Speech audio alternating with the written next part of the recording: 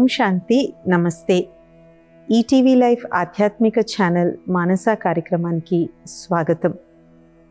ఈ కాలంలో చాలామందికి శారీరక అనారోగ్యాలకి, శారీరక రుగ్మతలకి కూడా ఆధ్యాత్మికత వైపు మక్కువ చూపెడుతూ ఉన్నారు. అలాగే ఒకప్పుడు ట్రీట్మెంట్ అంటే ఓన్లీ అలోపతిక్ ట్రీట్మెంట్ ఎక్కువ ఉండేది. కానీ ఇప్పుడు గవర్నమెంట్ వారు కూడా ఆయుష్ అని ఒక ప్రత్యేకమైనటువంటి డిపార్ట్మెంట్ని ఫామ్ చేసి ఆయుష్ వే ఆఫ్ ఏదైతే హోలిస్టిక్ ట్రీట్మెంట్ అనేటువంటిది ఉందో, కేవలం శరీరాన్ని బాగు చేస్తే సరిపోదు, మనసును కూడా బాగు చేయాలి అని చెప్పి ఆయుర్వేదం, యునాని, యోగా, సిద్ధ, హోమియోపతి ఇవన్నీ కలిపి ఆయుష్ అనేటువంటి డిపార్ట్మెంట్ని పెట్టడం జరిగింది. అలాగే ఈ కాలంలో చాలా పెద్ద పెద్ద కార్డియాలజిస్టులు అవనివ్వండి, ఎండోక్రినాలజిస్ట్స్, వీళ్ళందరూ కూడా దేనికి వెళ్ళినా కూడా రోజు మెడిటేషన్ చేసుకోండి అమ్మా, రోజు కాస్త ప్రశాంతంగా ఉండండి అని ఒకప్పుడు వీటికి అసలు పెద్ద ప్రాధాన్యత అనేటువంటిది ఇచ్చేవారు కాదు. అలాగా ఈ కాలంలో ధ్యానంకి, దీనికి శారీరక అనారోగ్యాలు తగ్గించుకోవడానికి కూడా ఎనర్జీ హీలింగ్ అని, ఈ కాలంలో ఎనర్జీ హీలర్స్ కూడా చాలామంది వచ్చారు. వాళ్ళు మంచి పాజిటివ్ ఎనర్జీని ఆ ప్రాంతంలో ఇవ్వడము, దానివల్ల రకరకాల జబ్బుల నుంచి ఉపశమనం, ఎస్పెషలీ నొప్పులు ఇలాగ ఉన్నటువంటి వాళ్ళు కూడా ప్రాణిక్ హీలింగ్లని ఇవన్నీ చేయించుకుంటూ ఉన్నారు. రైట్, ఇవి కూడా చాలా mainstream forms of treatment అయిపోయాయి. సో ఇలాగా ఈ కాలంలో చాలామందికి ఉన్నటువంటి ఒక అతిపెద్ద సమస్య సరిగ్గా నిద్ర పట్టకపోవడం. పడుకోవడానికి అయితే వెళ్తారు, మంచం మీదకి అయితే వెళ్తారు, కానీ తర్వాత నిద్ర అనేటువంటిది రాదు.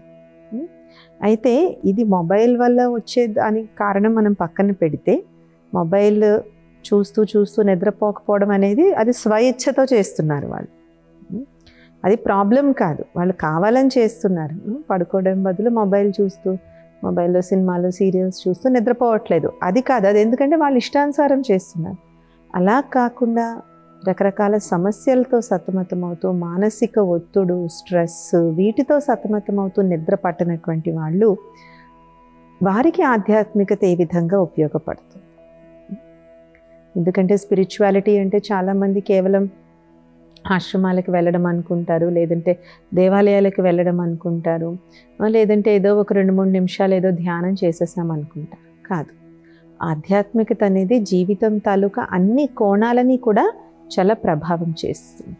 ఎందుకు ప్రభావం చేస్తుంది అంటే, ఆధ్యాత్మికత అనేటువంటిది జీవితానికి ఒక స్ట్రక్చర్ ఇస్తుంది. అంటే ఒక పద్ధతి, ఒక క్రమ పద్ధతి అనేటువంటిది ఇస్తుంది. ఈ క్రమ పద్ధతి అనేటువంటిది చాలా ముఖ్యం. ఎక్కడైతే ఈ క్రమ పద్ధతి ఉంటుందో అక్కడ everything will fall in place.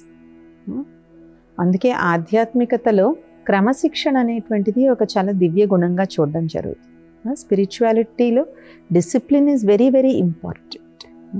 చూడండి, ఆఖరికి మనం ఒక స్పిరిచువల్ ప్లేస్కి, ఇక్కడ మెడిటేషన్ సెంటర్కి వెళ్తే అందరూ కూర్చోవడం కూడా ఒక పద్ధతిగా కూర్చుంటారు. అంత చిన్న చిన్న విషయాల్లో కూడా అక్కడ అటెన్షన్ అనేటువంటిది ఇవ్వడం జరుగుతుంది. సో ఈ విధంగా ఒక డిసిప్లిన్, ఒక స్ట్రక్చర్ ఎప్పుడైతే లైఫ్లోకి వస్తుందో అప్పుడు చాలా చిన్న చిన్నవి అనేటువంటివి పోతూ ఉంటాయి. చూడండి, మన ఇల్లు ఉందనుకోండి, ఎవరైతే ఇంటిని మంచిగా నీట్గా ఉంచుకుంటారో, ఆఖరికి మన మంచమైనా సరే, మనం పడుకునే మంచమైనా కూడా అది గజిబిజిగా ఉండి, తలగడ అటుపక్క ఎక్కడో పడేసి ఉండి, మా మంచం మీద అన్నం మెతుకులు ఉన్నాయి, లేదంటే ఏదో ఒలిగిపోయింది, పెన్నులు పడేసి ఉన్నాయి, మనం ఏం చేస్తాము? ఒకసారి దుప్పటి తీసుకొని దులుపుకొని తలగళ్ళన్నీ తీసుకొని నీట్గా వేసుకొని కదా పడుకుంటాము. అదేవిధంగా రోజంతా ఇలాంటి చిన్న చిన్న చిన్న చిన్న మచ్చలు, మరకలన్నీ మనసుపై పడుతూనే ఉంటాయి, తెలుసో తెలియకో. అంటే ఎవరో మనల్ని ఏదో అనే అక్కర్లేదు, మనల్ని అవమానించే అక్కర్లేదు, మనతో గొడవాడక్కర్లేదు. The daily life itself. ఆఫీస్లో తెలియకుండా, అనుకోకుండా ప్రెషర్ ఎక్కువ ఉండొచ్చు, లేదంటే సడన్గా ఎవరో ఫ్యామిలీ మెంబర్ సిక్ అయిపోవచ్చు, ఇలాగేవో రకరకాలుగా ఉంటాయి, లేదంటే వస్తుంటే దారిలో ఎవరితో గొడవ అవ్వచ్చు. సో ఇవన్నీ కూడా ఏంటి, చిన్న చిన్న మరకలు లాంటివి, మచ్చలు లాంటివి అన్నమాట. ఇవన్నీ మైండ్ మీద ఎప్పుడైతే ఉంటాయో, ఇవి మనం పనిలో ఉన్నప్పుడు మనకు గుర్తుకు రావు, పడుకున్నప్పుడు విశేషంగా గుర్తొస్తాయి. అందుకే అంటారు, పనిలో పడితే ఏమీ గుర్తుండవు మనకి. ఎప్పుడైతే పడుకుని హాయిగా ఉంటామో, తలగడ మీద పెట్టగానే ఇవన్నీ రష్, ఏదో సునామీలో కెరటాలు వచ్చినట్టు ఒకదాని తర్వాత ఓదాని తర్వాత ఓదాని తర్వాత కెరటం వచ్చి పడిపోతూ ఉంటుంది అన్నమాట. అందుకని ఆధ్యాత్మికంగా చెప్పడం ఏం జరుగుతుంది అంటే, రోజు రాత్రి పడుకునేటప్పుడు మనస్సుని క్లీన్ అండ్ క్లియర్ చేసుకుని పడుకోవాలి. దీనికి ఉన్నటువంటి కొన్ని పద్ధతులు, మొట్టమొదటిది అత్యంత ప్రభావశాలి అయినటువంటి పద్ధతి ఏంటంటే, భగవంతుడా, ఈ రోజంతా నేనేం చేసినా, మంచి చేసినా, చెడు చేసినా, పాపం చేసినా, పుణ్యం చేసినా, అదంతా నేను నీకు మనస్ఫూర్తిగా సమర్పించేస్తున్నాను అని భగవంతుడితో ఒక్క క్షణం మనం మెడిటేషన్లో కనెక్ట్ అయ్యి మనసును మొత్తం భగవంతుడి ఎదురుగుండా మనం ఖాళీ చేసేయాలి. Pour your heart to God. భగవంతుడి ముందు మనం హృదయాన్ని అంతా తెరిచి ఆయనకి ఇచ్చేయాలి. నేను ఏం చేసినా ఇవాల్టి రోజు నువ్వు నాకు ఇచ్చావు, దానికి చాలా ధన్యవాదాలు. దాంట్లో జరిగింది, జరగంది, అనుకున్నవి, అనుకోనివి అన్నింటినీ కూడా నేను నీకు అంకితం ఇచ్చేస్తున్నాను. I'm surrendering them to you అని ఎప్పుడైతే మనం ఇలా సమర్పణ చేసేస్తామో మైండ్ ఆటోమేటిక్గా క్లీన్ అయిపోతుంది. ఎందుకు మనం రెస్పాన్సిబిలిటీ వేరే వాళ్ళకి ఇచ్చాం. అంటే బ్యాంక్లో క్యాషియర్స్ ఉంటారు. బ్యాంక్లో క్యాషియర్స్ ఏం చేస్తారు, ఎప్పుడు బ్యాంక్లో ఒకరే క్యాషియర్ ఉండరు, మారుతూ ఉంటారు బ్యాంక్ ఎంప్లాయీస్. సో ఒక క్యాషియర్ ఇంకో క్యాషియర్కి వచ్చేటప్పుడు ఇదిగో బ్యాలెన్స్, ఇదిగో ఇది క్యాష్ బ్యాలెన్స్, ఇది ఇది హ్యాండ్ ఓవర్ చేసేస్తారు. హ్యాండ్ ఓవర్ చేసి ఇంక వీళ్ళు నిశ్చింత అయిపోతారు. వచ్చే కొత్త క్యాషియర్ ఇంక నెక్స్ట్ రెస్పాన్సిబిలిటీ తీసుకుంటారు. అలాగే హాస్పిటల్లో షిఫ్ట్ కూడా చూడండి, నర్సులు షిఫ్ట్ మారినప్పుడు day shift nurse, night shift nurse ఉంటుంది. వచ్చేటప్పుడు హ్యాండ్ ఓవర్ చేస్తారు, ఇదిగో ఇవి కేసులు, ఇవి ఐసీయూ కేసులు, ఇవి ఆపరేషన్ కేసులు అని ఇస్తారు. ఇంక ఈ నర్సు హాయిగా ఇంటికి వెళ్ళిపోతుంది. అంతే తప్ప ఆ ఫైల్స్ అన్నీ మోసుకుని ఆవిడ ఇంటికి వెళ్ళదు కదా. అదేవిధంగా రాత్రి పడుకునేటప్పుడు భగవంతుడికి మనం అన్నీ హ్యాండ్ ఓవర్ చేసేయాలి. ఆయన హ్యాండ్ ఓవర్ తీసుకోవడానికి పాపం ఎప్పుడూ రెడీగానే ఉంటాడు. మనం అవన్నీ మన దగ్గర దాచిపెట్టుకుంటాం. ఇదొక పద్ధతి. ఇది మా వల్ల కాదు సిస్టర్, మేము అంతసేపు మెడిటేషన్లో మేము కూర్చోలేము, మేము చెయ్యలేము అనుకునేటువంటి వాళ్ళకు ఉన్నటువంటి ఇంకొక అద్భుతమైనటువంటి ఆధ్యాత్మిక సూత్రం జర్నలింగ్, అంటే రాయడం. ఆ రోజంతా ఏమేమైతే జరిగిందో, ఏదేదైతే మీ మనసుపై ఒక భారం కింద ఉందో అదంతా చేత్తో రాయాలి. ల్యాప్టాప్లో టైప్ చేయడము, మొబైల్లో టైప్ చేయడం కాదు. రాయడము అనేటువంటిది ఒక కళ. ఎప్పుడైతే మనం రాస్తామో మనలో సృజనాత్మకత చాలా పెరుగుతుంది. అందుకే పిల్లలకు చూడండి, ఏదన్నా బాగా ఒక సబ్జెక్ట్ బాగా డిఫికల్ట్గా ఉండి వాళ్ళకి అది రావటం లేదనుకోండి, ఏమంటారు స్కూల్లో టీచరు, 10 సార్లు రాయు అంటారు. వాళ్ళు 10 సార్లు అప్పచెప్తారు, ఒక అరగంట తర్వాత మర్చిపోతారు. కానీ అదే 10 సార్లు రాస్తే, ఎందుకంటే ఈ రాయడం అనేటువంటిది ఒక చాలా గొప్ప సృజనాత్మకమైనటువంటి శక్తి. సో కొన్ని రోజుల వరకు, ఎప్పటి వరకైతే మీ మనస్సు క్లీన్ అవ్వదో, ఎప్పటి వరకైతే లోపల ఉన్న బాధ అంతా బయటికి రాదో, అన్ని రోజులు మనం రాస్తూనే ఉండాలి. ఒక వ్యక్తి ఆయనకి ఇదే విషయం చెప్పినప్పుడు ఆయన ఏమన్నారంటే, నా జీవితంలో నాకు ఏం ప్రాబ్లమ్స్ లేవండి, నేను చాలా హాయిగా ఉన్నాను, నేనేం రాస్తాను అని. సర్లే మీరు చెప్పారు కదా, వాళ్ళు ఎక్సర్సైజ్ ఇచ్చారు కదా అని రాస్తే, ఆయన తర్వాత 1 వీక్ తర్వాత షేర్ చేశారు, సిస్టర్ నేను ఈ 1 వీక్లో 5 డైరీలు నింపేశాను సిస్టర్ అని అన్నారు. అంటే ఆయన మనసులో అంత ఉంది. ఎందుకంటే బయటికి మనకి ఏమనిపిస్తుంది, everything is fine, everything is all right, what's the problem అనుకుంటాం. కానీ లోపల ఏవో ఇలాంటి చిన్న చిన్న మచ్చలు అనేటువంటివి ఉంటాయి. అందుకే ఎప్పుడైతే మనం రాయడం మొదలు పెడతామో మనసంతా కూడా క్లీన్ అయిపోతుంది. అలాగే కొంతమంది నిద్రపోవడానికి ఉన్న రియల్ ప్రాబ్లం పీడకలలు, భయాలు. ఏదో వింటారు, న్యూస్లో ఏదో వింటారు, అంతే ఇంకా అది భయం పెట్టేసుకుంటారు. అలాగే రకరకాల పీడకలలు, ఎందుకు యూట్యూబ్లో వాటిల్లో ఏవేవో చూస్తూ ఉంటారు కదా, అది అది అది మనకి ఏం చూపెడుతుందో మన కంట్రోల్లో ఉండదు. అది మనకి ఏదన్నా చూపెట్టచ్చు. సో ఏదో సడన్గా ఏదో ఒక చూడకూడదు ఏదో చూపెట్టింది అనుకో, అది పీడకల కింద వస్తుంది. సో ఇలా పీడకలల వల్ల, భయం వల్ల కూడా నిద్రపోనటువంటి వాళ్ళు చాలామంది ఉంటారు. అలాంటి వారికి ఆధ్యాత్మికత ఏం చెప్తుంది అంటే, పడుకునే ముందు మనం ఎక్కడైతే పడుకుంటామో ఆ స్థానం చుట్టూ పరమాత్ముని యొక్క ఒక రక్షణ కవచం నా చుట్టూ ఉంది. ఆ పరమాత్ముని యొక్క శక్తి ఒక తెల్లని దివ్య ప్రకాశం రూపంలో నా మంచం చుట్టూ ఒక రక్షణ కవచం.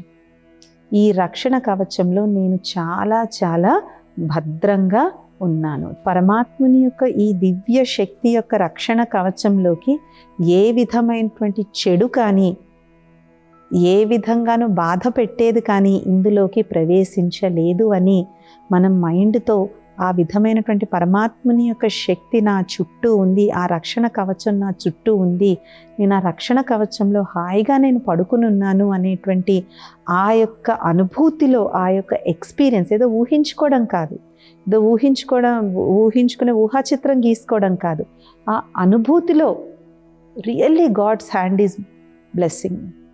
మనందరం చూసే ఉంటాము, ఒక చాలా ఫేమస్ ఫోటో ఉంటుంది, శ్రీరాముల వారు హనుమంతుడిలాగా ఆలింగనం చేసుకున్నట్టు.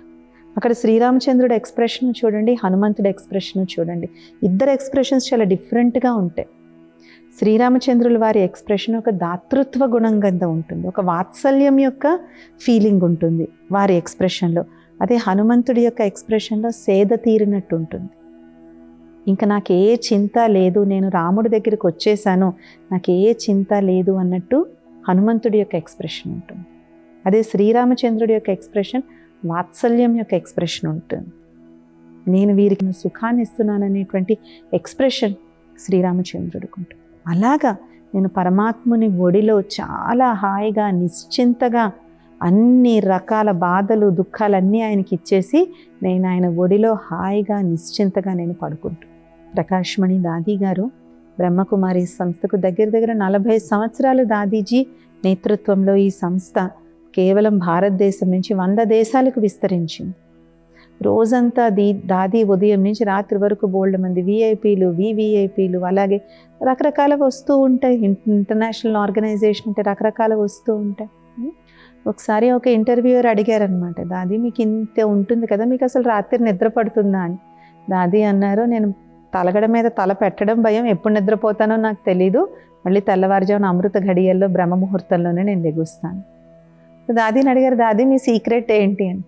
దాదీ అన్నారు, నేను ఎప్పుడూ కూడా చేయించేటువంటి భగవంతుడు ఇది చేయిస్తున్నాడు, ఇది ఆయన కార్యాన్ని నేను నిమిత్తంగా అవి చేస్తున్నానని నేను అనుకుంటాను తప్ప ఇది నాది, నేను చేస్తున్నాను అనేటువంటి నేను నాది అనే భావన నేను రానివ్వను. అంత నిమిత్త భావన. అలాగే మన జీవితంలో జరుగుతున్న ప్రతిదీ కూడా చేయించేటువంటి వాడు భగవంతుడు. 2 విధి, 3 మన కర్మ. ఈ 3 మీద మనకి ఏ అధికారము లేదు, ఏ ఎఫెక్ట్ లేదు, ఏ ప్రభావం మనకు లేదు. సో మనకెందుకు చింత? మన చేతిలో ఉన్నటువంటిది శ్రేష్ఠ కర్మలను ఆచరించడం, తర్వాత దాన్ని భగవంతుడికి అంకితం ఇచ్చేయడం. అందుకే మంచి అయినా ఆయనకే ఇచ్చేయాలి, చెడైనా ఆయనకే ఇచ్చేయాలి. రెండిట్లో ఏది మన దగ్గర దాచిపెట్టుకోకూడదు.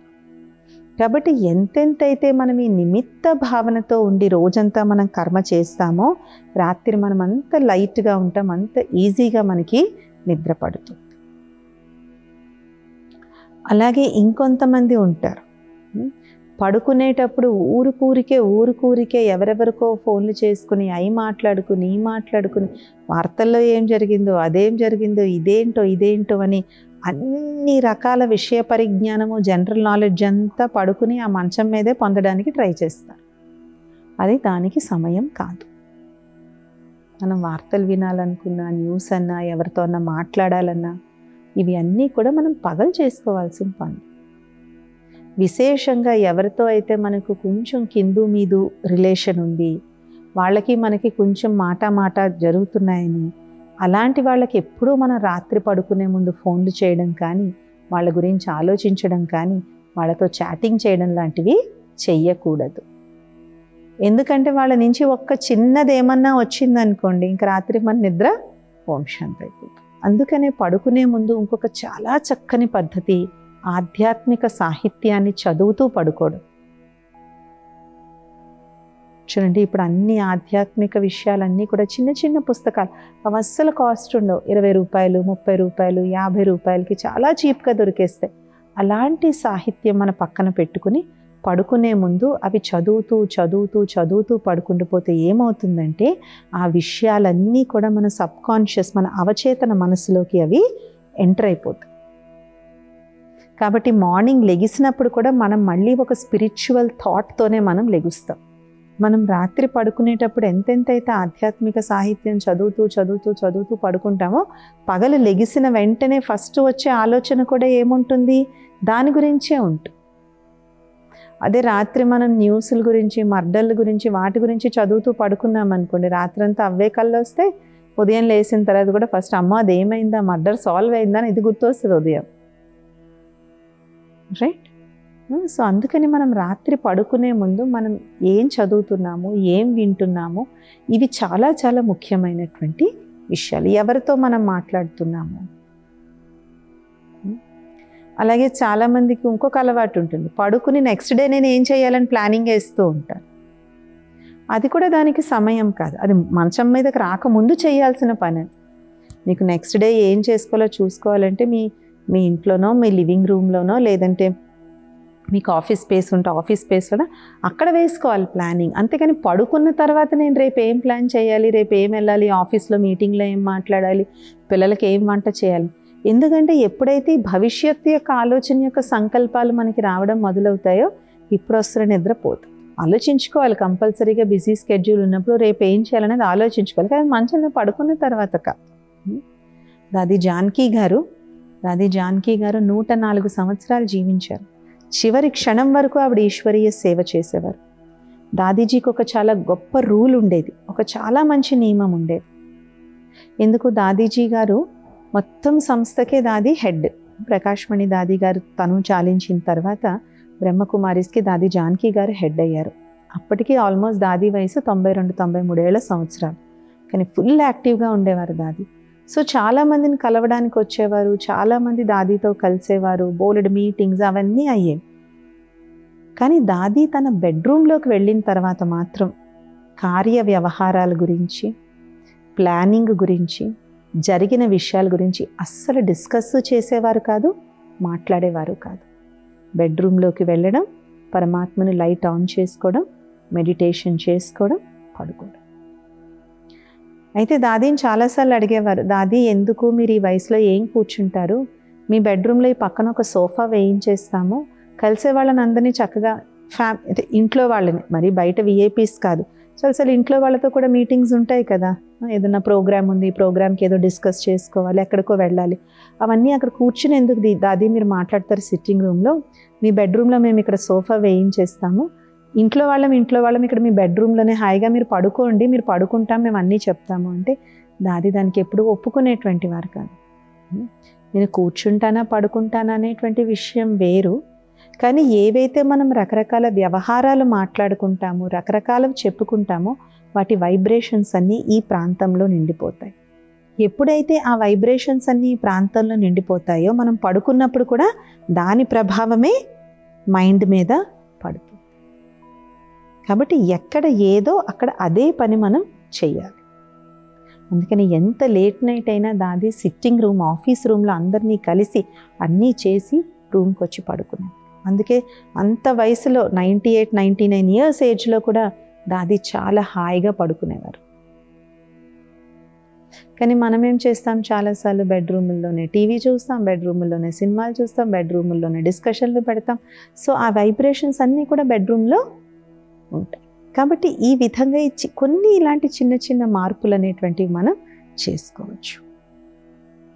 ఎందుకంటే మంచిగా నిద్రపోకపోతే ఆధ్యాత్మిక సాధన కూడా మనం చేయలేం. మనం రాత్రి పడుకోవడమే 12:30-1 గంటకు పడుకున్నాం అనుకోండి, ఇంకా బ్రహ్మ ముహూర్తం 4 గంటలకు లేచి ధ్యాన సాధన ఎలా చేస్తాం? మనం లెగిసినా ఇలా కునుకుపాట్లు పడుతూ ఉంటాం, లేదంటే బలవంతంగా లెగిస్తే ఇంకా తలనొప్పి, కళ్ళు మంటలు.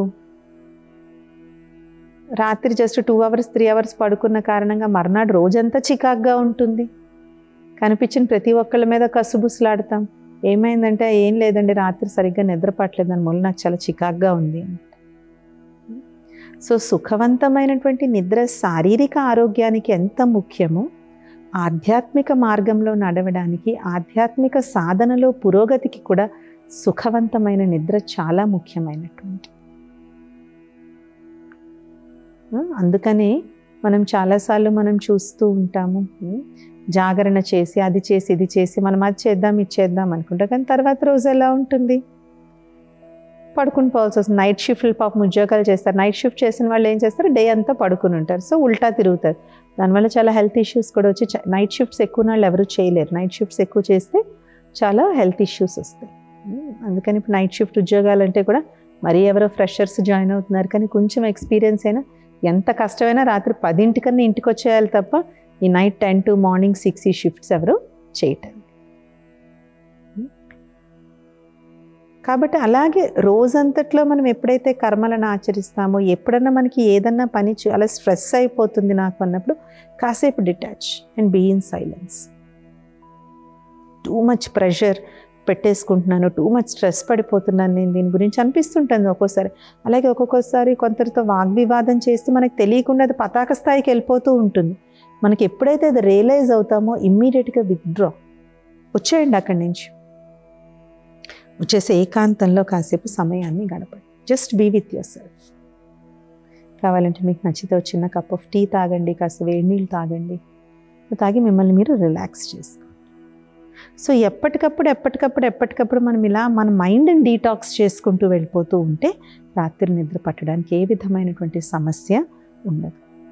అందుకే దివ్య గుణాలలో సుఖవంతమైన నిద్ర అని కూడా చెప్పడం జరిగింది. ఎవరైతే ఆధ్యాత్మిక సాధనలో పరిపక్వంగా ఉంటారో, పద్ధతిగా ఉంటారో, క్రమశిక్షణలో ఉంటారో వారికి నిద్ర అనేది పట్టడం అనేటువంటిది సమస్య. అలాగనే అతిగా కూడా నిద్రపోకూడదు. నిద్రపోమంటున్నారు కదా అని యోగా ధ్యానం చేద్దామని కూర్చుని ధ్యానంలో పడుకోమని కాదు, పడుకోమన్నారు కదా. ధ్యానం సమయం ధ్యానందే, నిద్ర సమయం నిద్రది.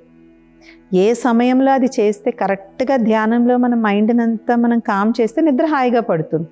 అలాగే నిద్ర నిర్ణీత 6 గంటల నుంచి 8 గంటల వరకు మన వయసు బట్టి, మన ఏజ్ బట్టి, మన పనులు బట్టి 6 నుంచి 8 గంటల వరకు పడుకుంటే ధ్యానం కూడా మంచిగా పడుతుంది. అందుకే ఆధ్యాత్మికతలో డిసిప్లిన్కి చాలా ఇంపార్టెన్స్ ఇస్తారు. ఏ టైంలో ఏది చేయాలో ఆ టైంలో అది చేయడం చాలా మంచి ఆధ్యాత్మిక సూత్రము, ఒక మంచి ఆధ్యాత్మిక జీవితానికి అది నిదర్శనం అన్నమాట. ఇవాళ నాకు మూడ్ ఉంది కదా, నేను రాత్రంతా కూర్చొని ధ్యానం చేసేస్తానంటే మరి మర్నాడు ఆఫీస్కి ఎవరు వెళ్తారు, మర్నాడు ఇంట్లో పనులు ఎవరు చేస్తారు? ఎంతమంది రోజంతా పడుకునడం ఎఫోర్డ్ చేయగలరు? No, right, we cannot do it. So ఏ టైంకి ఏది చేయాలో అది చేస్తూ వెళ్ళినట్లయితే ఆధ్యాత్మిక మార్గంలో సాధనలో కూడా మనకి చాలా సులువుగా అవుతుందన్నమాట.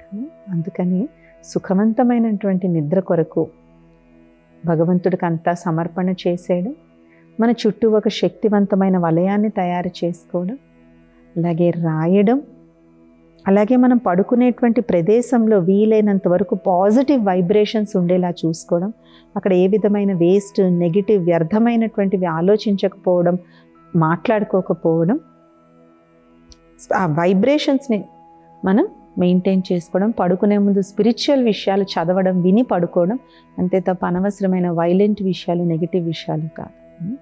సో ఈ విధంగా ఆధ్యాత్మికత వల్ల మనకి మంచి సుఖకరమైనటువంటి నిద్రకు కూడా మనకి మార్గం దొరుకుతుంది. ఇది ఇవాల్టి మానస కార్యక్రమం. వచ్చే మానసాలు ఇంకొక అంశంతో కలుద్దాం. ఓం శాంతి, నమస్తే.